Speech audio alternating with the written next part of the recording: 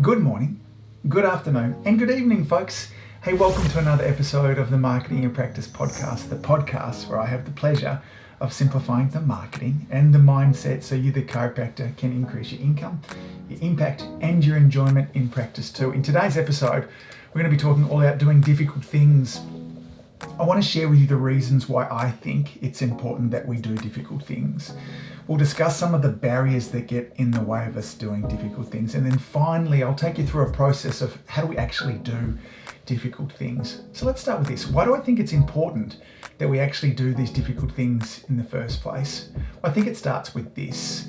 If you ain't growing, you're dying. There's no stationary in life, and for us to move outside our comfort zone, invariably that means that we need to do difficult things.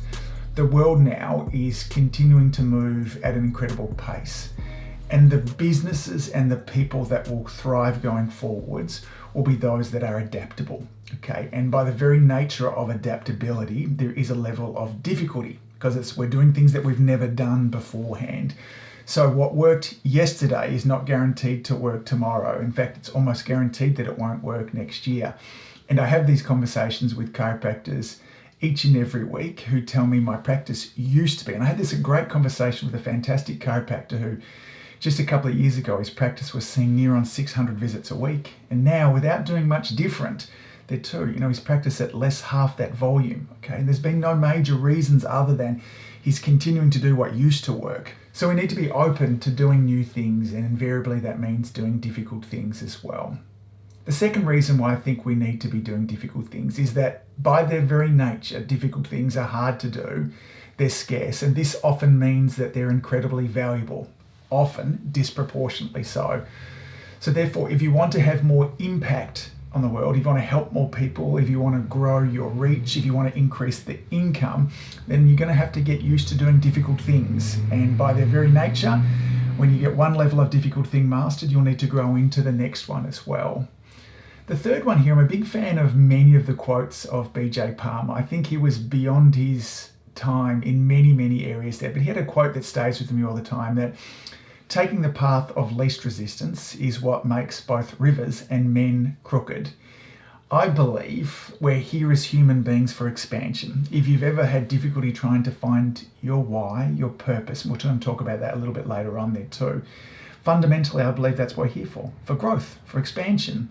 And so that's going to mean doing difficult things. I believe it's imprinted in you to push beyond your comfort zone, to want to grow. Now this, we're going to see here, has to be balanced with what I'm going to talk about with the motivational triad in a moment. They work very much against each other there too. So it is part of what I believe our purpose is. And finally, I think the world needs this of us as chiropractors right now. We are under greater challenges at the moment philosophically.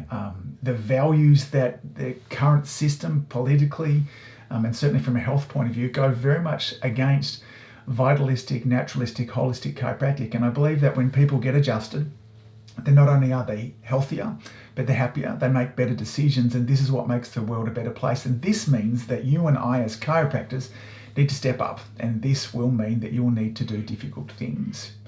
Now, there are several barriers that we have to be aware of if we're going to want to do difficult things. And if we just try and bulldoze our way through this, of which I have many, many a time, often we're going to end up hitting a brick wall that we just can't bulldoze through. So we need to be aware of what are our enemies. Awareness of them, it helps us actually transcend and move through them. And the first one is realizing that we're not programmed to want to do difficult things.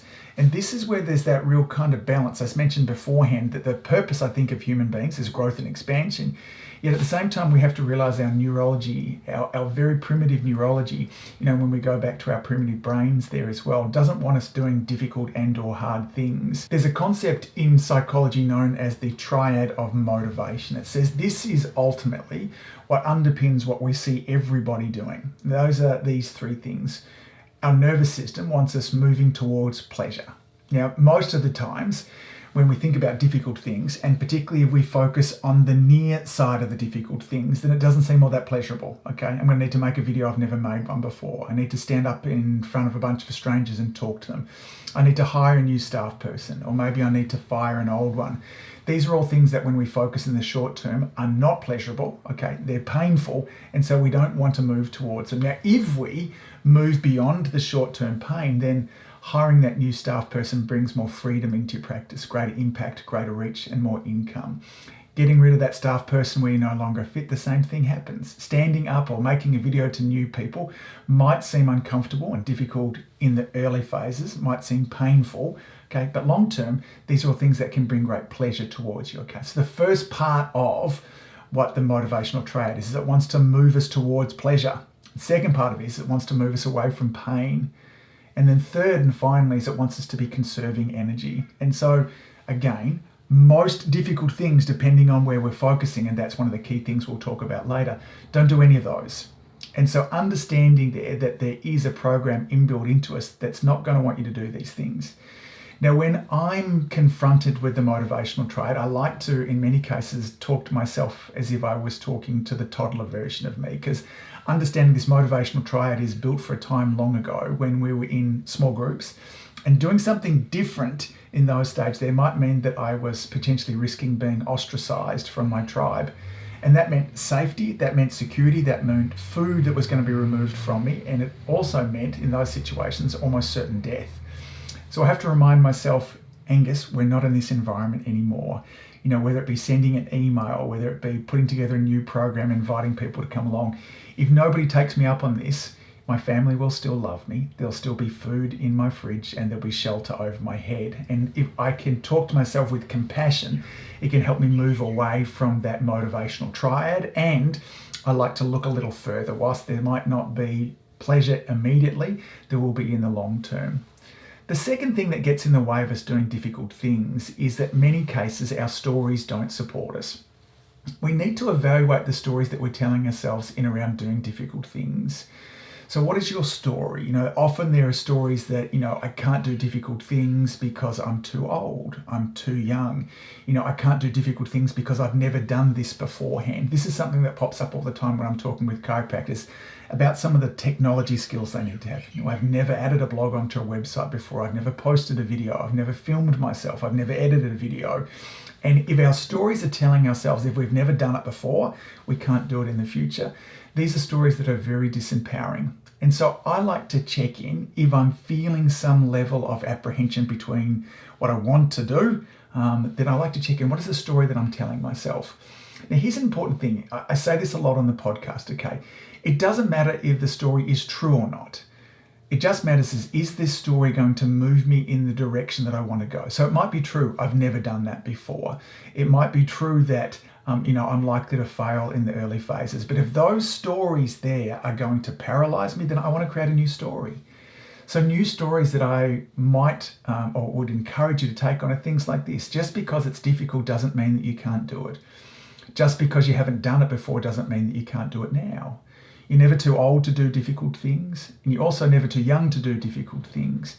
And this is a really important one, okay? Just because it's difficult doesn't mean that it can't be fun. Like, I want you to think about that for a moment. I had this experience when I was moving house earlier on in the year.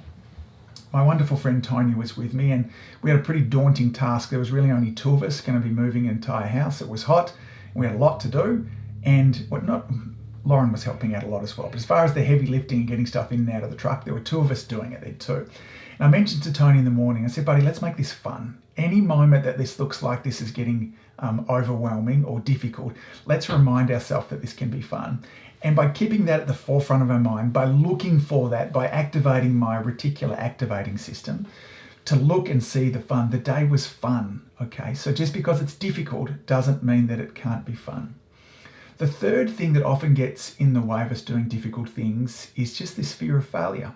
Okay, now we have a lot of stories in around what failure means, and if this is something that shows up for you, many of you take my recommendations and have read Carol Dweck's work, Mindset, and I love when I get messages from you about that too.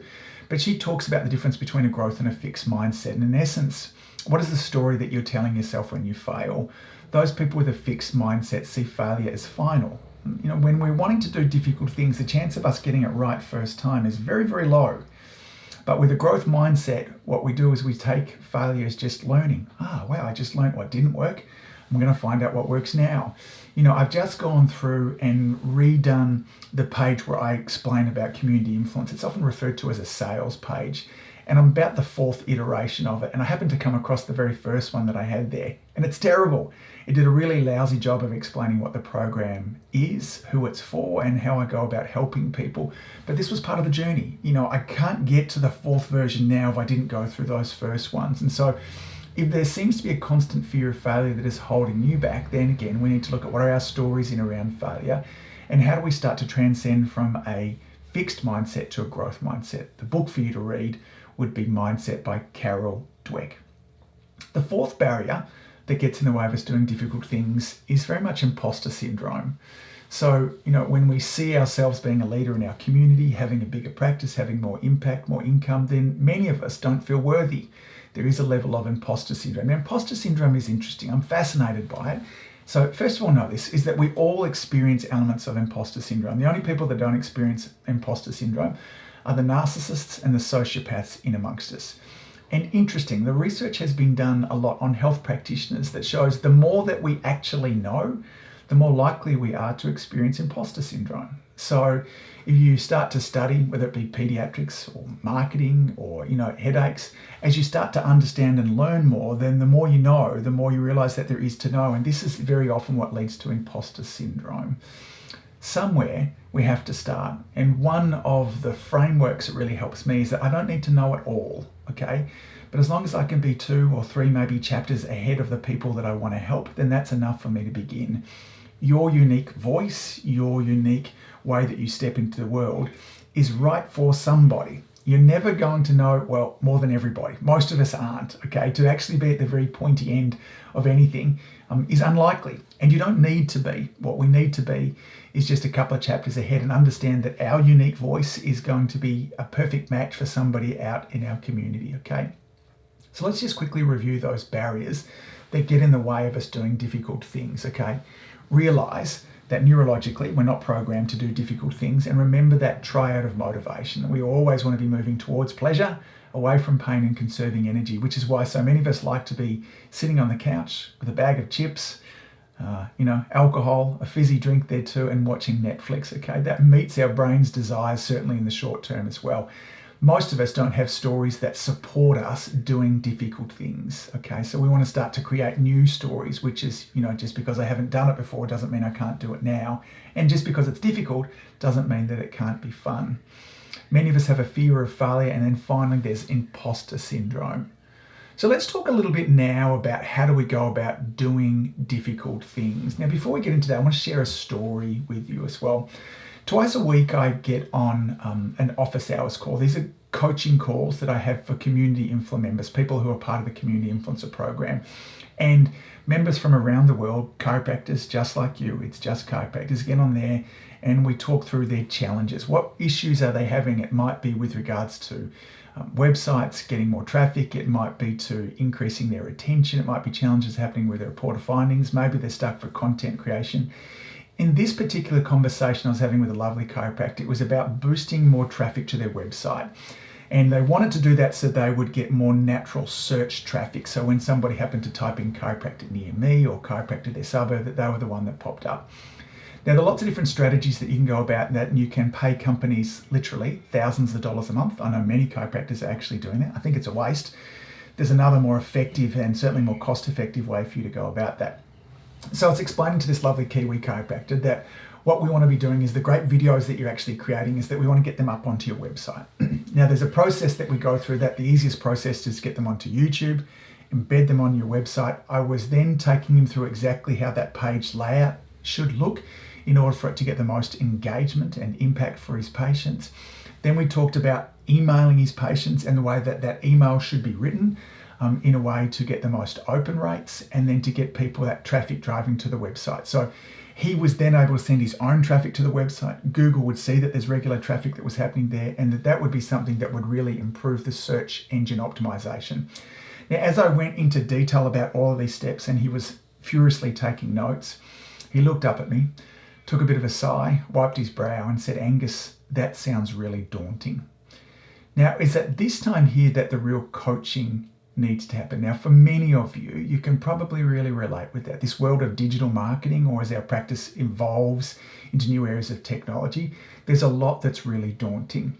Now, when most of us see daunting come up, we see that as a red light. Now, the red light there stops us from wanting to move forwards. What we want to do is we want to look for emotions, that same emotion of feeling daunted and overwhelmed, the emotion of that this is too hard, I don't know what to do next there, and instead start to see it as a green light. Start to trigger that when I'm feeling, because for many of us, we can actually literally feel this in our brain not wanting to do it. This is this motivational triad, but we need to start to trigger this moving forwards. In fact, I want you to start to reframe and change your perspective that whenever you get this feeling of daunted or overwhelmed, I want you to get a little bit excited.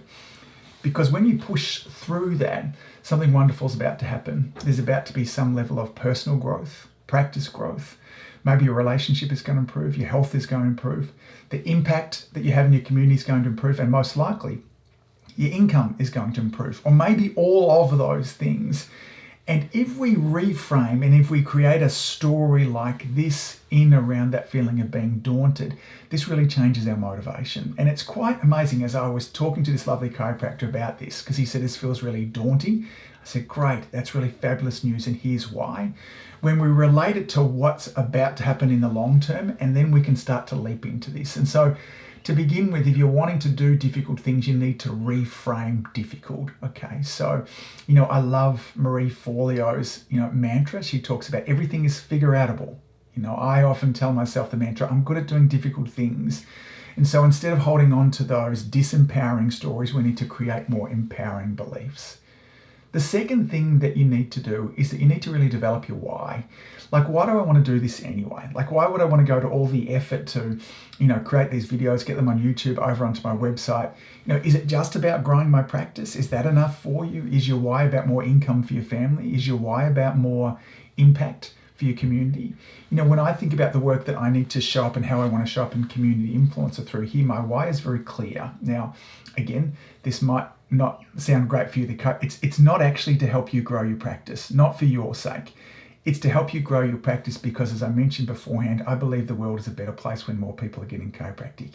This is the world that I live in, and that my children live in, and my grandchildren live in, and will live in as we go forwards. And so the why that I push myself through all of this is I want to make the world a better place. And I know one of the ways I can contribute to that is by helping chiropractors move away from being their community's best kept secret to being the go-to resource. This is my drive in underneath all of this. And this helps me push through when those difficult things come up. So what is your why? Why do you want to do it? Now, I'll tell you this. If your why is only about you, it's probably not going to be enough to motivate you in the most difficult of times. We know that when we push our why outside of ourselves, we can do incredible things.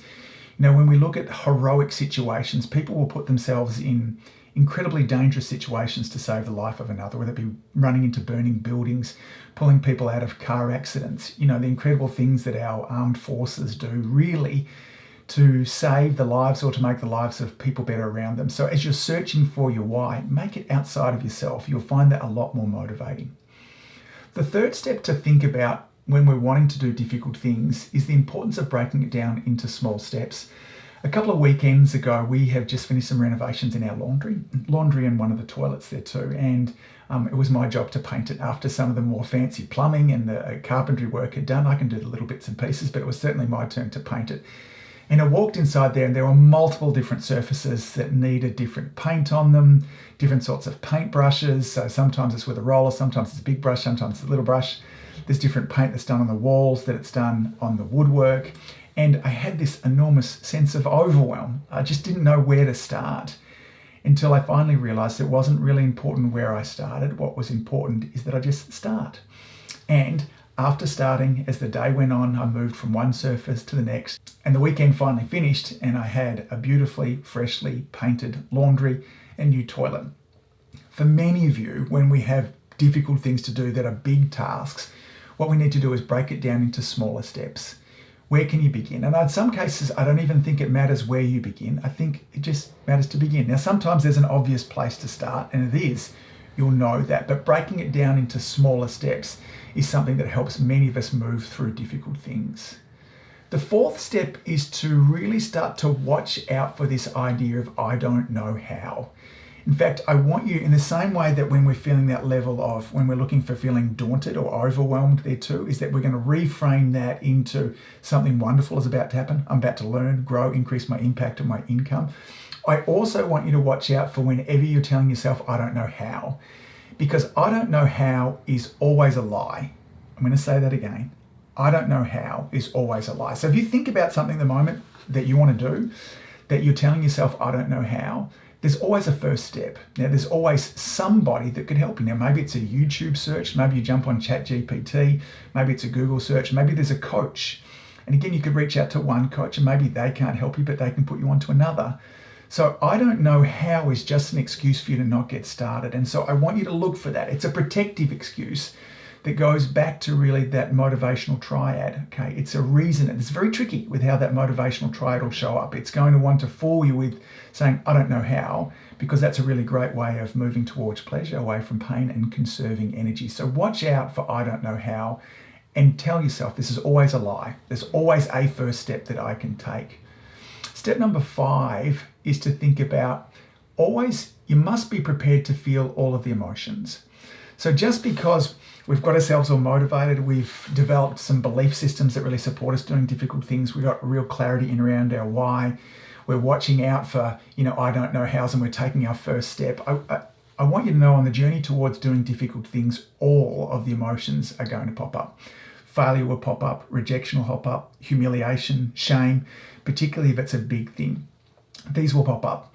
And what I want you to think about is that we must be prepared to step into these emotions. There tends to be 3 things that we do. Instead of actually feeling the emotions, what many of us want to do is we either want to resist the emotion, we want to react to the emotion, or we want to avoid the emotion. Now, what we need to do is process the emotion. I'm going to talk about processing the emotion in a moment, but let's talk a little bit more about resisting, reacting, and avoiding. Now, resisting an emotion is the difference between opening the door to the emotion and holding it shut. I don't want to feel this. I'm going to ignore it. I'm going to push it away, okay? That is resisting the emotion. It's what many of us do.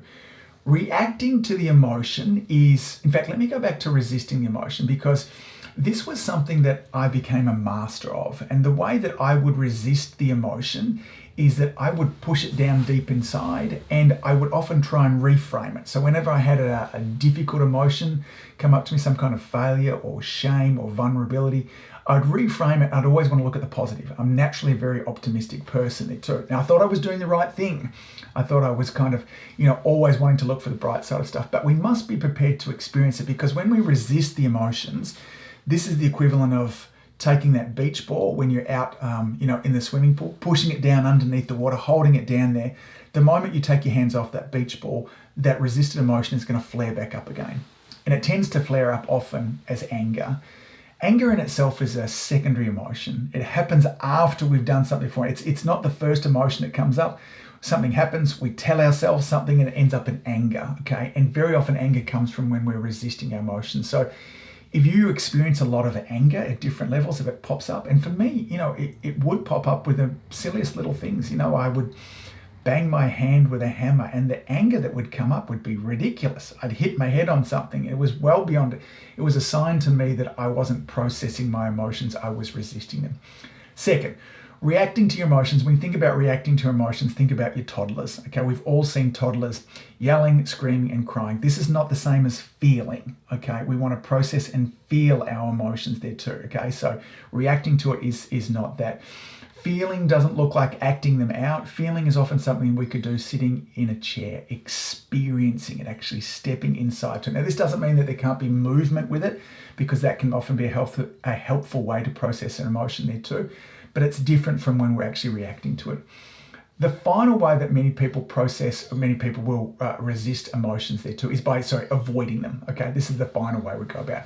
Now, avoiding emotions, we do in many different ways, but we can avoid it with food, we can avoid it with television, we can avoid it with social media.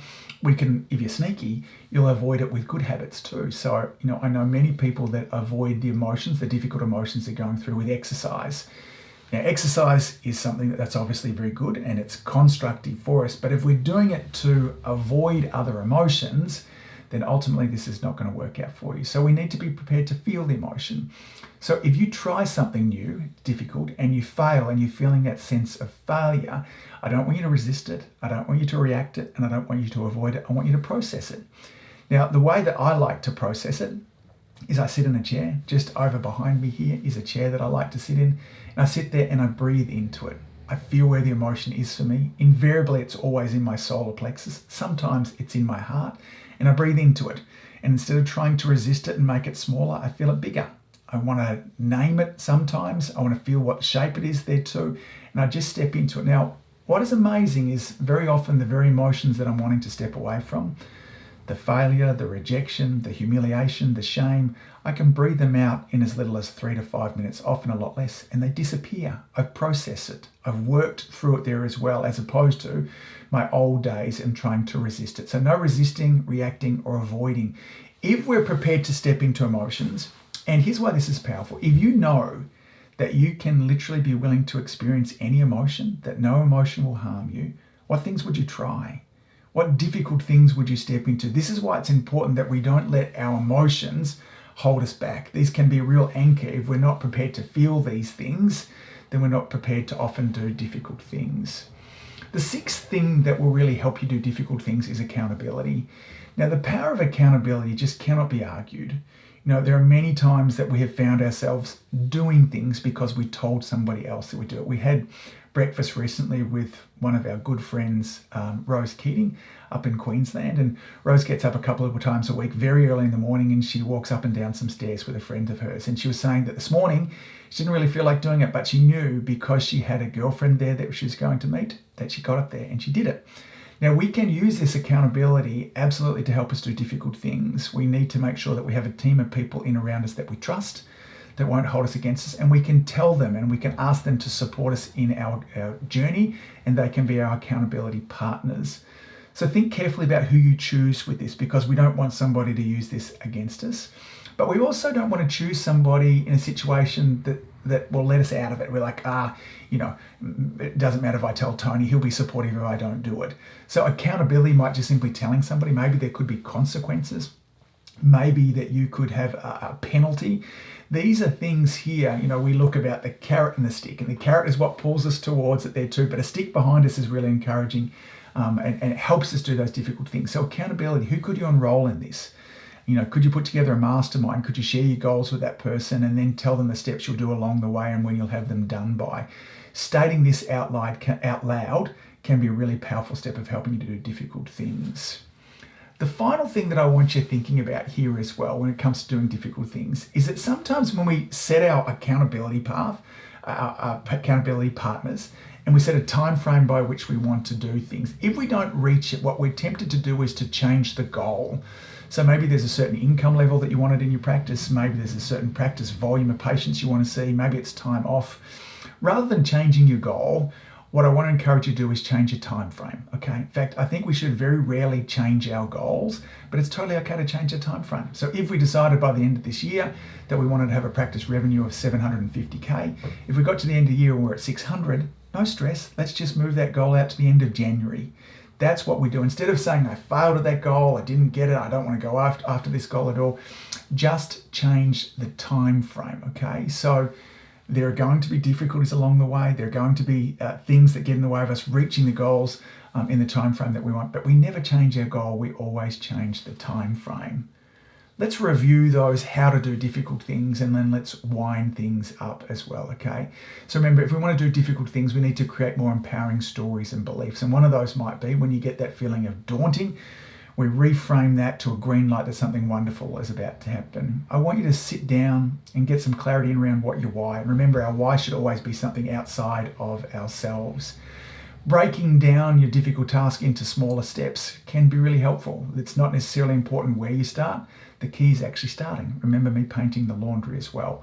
Watch out for I don't know how or I don't know what to do next, because this is always a lie. This is the motivational triad trying to trick you into not starting, okay?